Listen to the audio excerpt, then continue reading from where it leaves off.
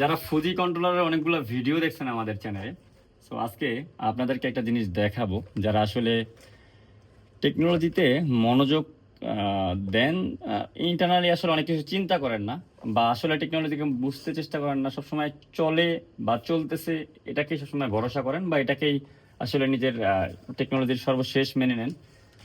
So technology এমন একটা জিনিস, মূলত এই একটাই ডিপার্টমেন্ট যা আপনাকে প্রতিনিয়ত শিখতে বাধ্য করবে। হ্যাঁ, আপনি শিখতে না চাইলেও আপনাকে শিখতে বাধ্য করবে। সো এখানে আমরা এই কন্ট্রোলারটা যদি দেখি, এটা PX F4, এটা ফুজি কোম্পানির একটা কন্ট্রোলার। সো আমি যখন এটা নিয়ে স্টাডি করি, আসলে আম, এগুলো আসলে কি, এগুলো তো আসলে রিপেয়ারিং খুব আসে না, বা এগুলো অটোমেশনের কাজে, বা এগুলো মেশিনের সাথে দিয়ে দেয় কোম্পানি, জাস্ট চেঞ্জিং বিষয়টা। এখানে ভিতরে প্রোগ্রামিং এর বাহিরের সাপ্লায়ার কোম্পানিগুলো আসলে কিছু নাই, ইন্টারনালি লাগায় ফেলে মেশিনে। সো এখানে আমাদের কাছে নতুনও আছে।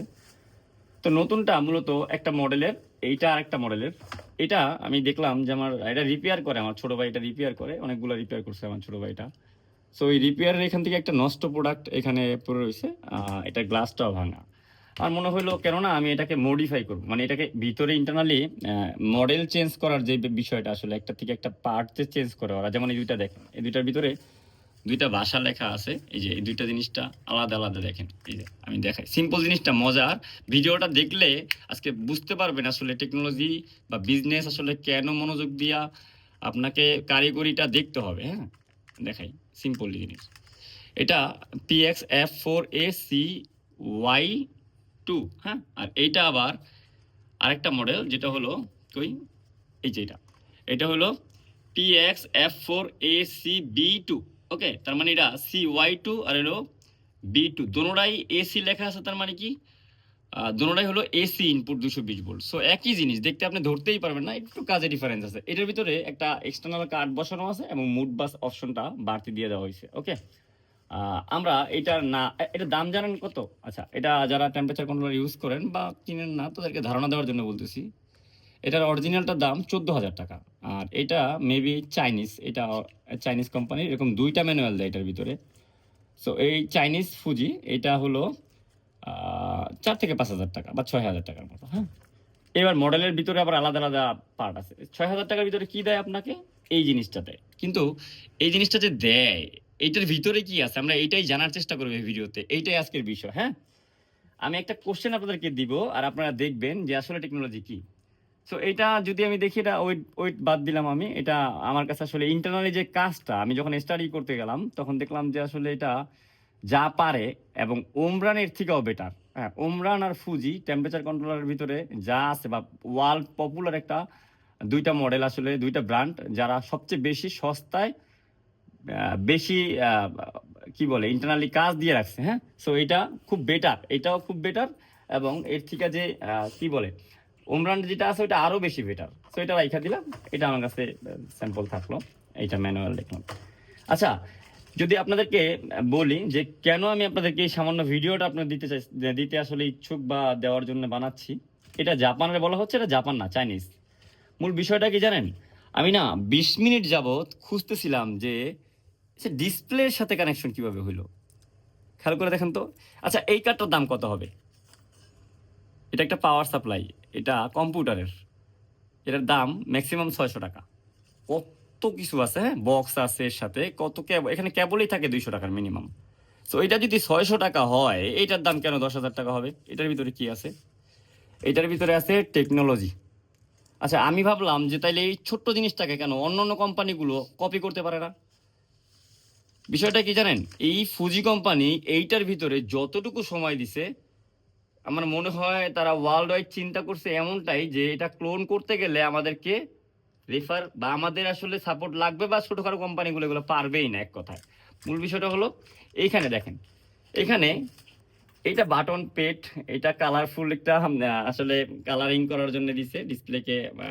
কি বলে, এখানে একটা কালারফুল ব্রাইটনেস আসার জন্য। এইখানে এইটা কি মূলত দেখেন, এটা একটা র্যামন। আমি অবাক হয়ে গেলাম যে এই ডিসপ্লের সাথে এই র্যামন কানেক্টিভিটি থাকে, তাও রাবার। হ্যাঁ, কিভাবে পসিবল?